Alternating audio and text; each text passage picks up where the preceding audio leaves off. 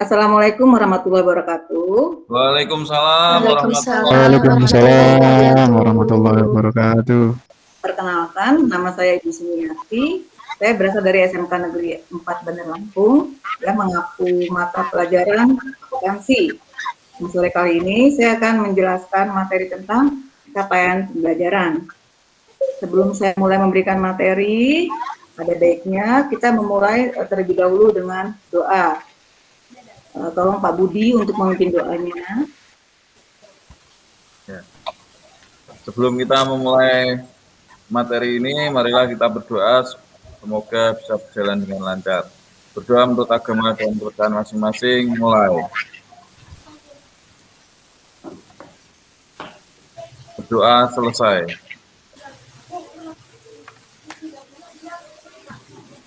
Baiklah ya.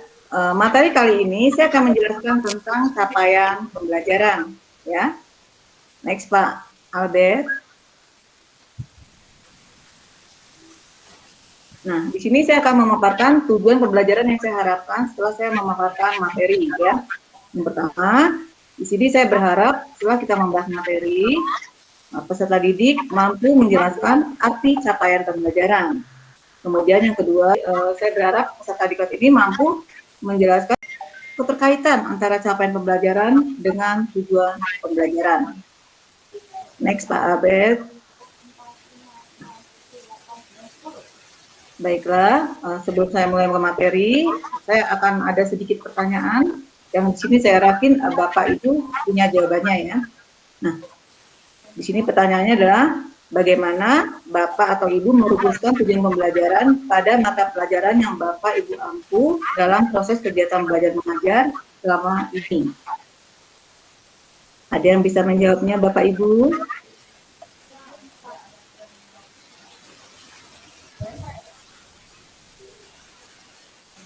Izin menjawab, Bu. Ya, silakan Bu Endang. Untuk merumuskan tujuan pembelajaran pada mata pelajaran, biasanya saya melihat dari standar kompetensi, kemudian ke KIKD, ke indikator, dan ke materi, Bu. Ya, betul. Ada lagi yang lain? Ya, saya Bu Sumi, Pak Win, Bu. Ya, silakan Pak Win. Ya, kalau saya di sekolah itu biasanya melihat dari isi kurikulum, Bu. Ada KIKD, dan di situ ada materi pelajaran, sehingga kita bisa menyimpulkan tujuan pembelajaran, Bu, dari awal sampai akhir secara runtut. Terima kasih, Bu. Iya, benar sekali. Ada lagi yang lain? Kalau nggak ada, ya baiklah. Memang benar ya, kemarin kita menggunakan kurikulum K13 ya. Jadi di kurikulum K13 itu, ketika kita akan menyusun tujuan pembelajaran, itu biasanya yang menjadi dasar kita adalah KIKD dari mata pelajaran yang kita ampu ya. Jadi KIKD yang ada itu kita jadikan dasar untuk penyusunan tujuan pembelajaran ya. Tetapi untuk sekarang ya, di kurikulum pusat keunggulan ya, di sini nih yang dijadikan dasar bukan lagi KIKD, tetapi kita menggunakan istilah yang namanya capaian pembelajaran. Ya. Next Pak Albert. Ya, jadi di sini kita bisa lihat pengertian dari capaian pembelajaran. Capaian pembelajaran atau CP itu merupakan satu alternatif dalam mendeskripsikan kompetensi yang digunakan untuk mengukur pencapaian siswa. Penggunaan CP ini diharapkan sejalan dengan semangat merdeka belajar. Next Pak Albert. Capaian pembelajaran itu adalah suatu ungkapan tujuan pendidikan yang merupakan suatu pernyataan tentang apa yang diharapkan, diketahui, dipahami, dan dapat dikerjakan oleh peserta didik setelah menyelesaikan suatu periode belajar. Ya, capaian pembelajaran ini biasanya digunakan untuk menentukan tingkat kerangka kualifikasi, menetapkan standar kualifikasi, menjelaskan program dan kursus, mengarahkan kurikulum, dan menentukan spesifikasi penilaian. Selain itu, capaian pembelajaran secara tidak langsung akan mempengaruhi metode pengajaran, pembelajaran lingkungan, dan praktik penilaian. Next Pak Albert. Capaian pembelajaran itu berfokus pada apa yang diharapkan pada siswa di akhir pembelajaran. Hal ini sejalan dengan pendekatan student center dalam dunia pendidikan. Kondisi ini juga ditegaskan oleh Kennedy, ya, yang menyatakan bahwa tren internasional dalam pendidikan itu menunjukkan pergeseran dari tradisional pendekatan berpusat pada guru ke pendekatan berpusat pada siswa. Jadi, model alternatif ini berfokus pada apa yang diharapkan dari siswa, bukan yang diharapkan oleh guru. Jadi, kita di sini menekankan kepada keinginan siswa. Seperti itu. Nah, pendekatan ini biasanya disebut dengan pendekatan berbasis hasil. Next, Pak Albert.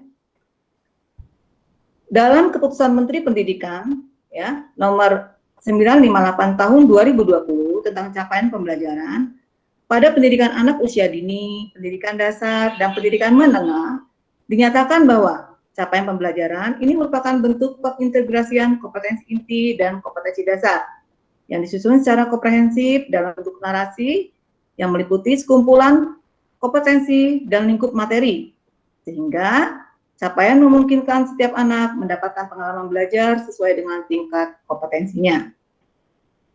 Bisa dipahami Bapak Ibu? Lanjut. Ya. Lanjut, Bu, lanjut. Nah, demikian materi dari saya. Nah, sebelum saya tutup, saya akan ada sedikit refleksi di sini. Jadi saya di sini berharap Bapak Ibu bisa menyimpulkan kira-kira apa sih keterkaitan antara capaian pembelajaran dengan tujuan pembelajaran. Ya, siapa yang bisa, silakan memberikan jawabannya.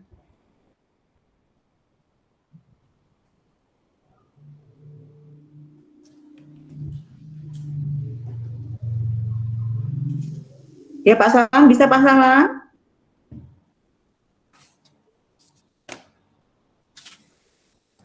Pak Albert, Bu. Pak Albert bisa, Pak Albert, silakan.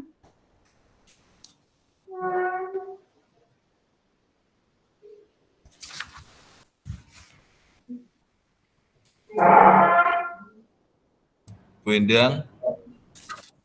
Saya tidak bisa, Bu. Oh, tidak bisa ya. Baiklah, kalau begitu, ini Pak Albert. Oke.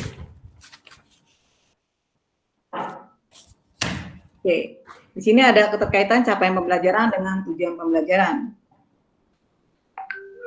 Untuk mencapai tujuan pembelajaran itu diperlukan adanya capaian pembelajaran. Karena capaian pembelajaran itu merupakan kompetensi pembelajaran yang harus dicapai oleh peserta didik pada setiap tahap perkembangannya.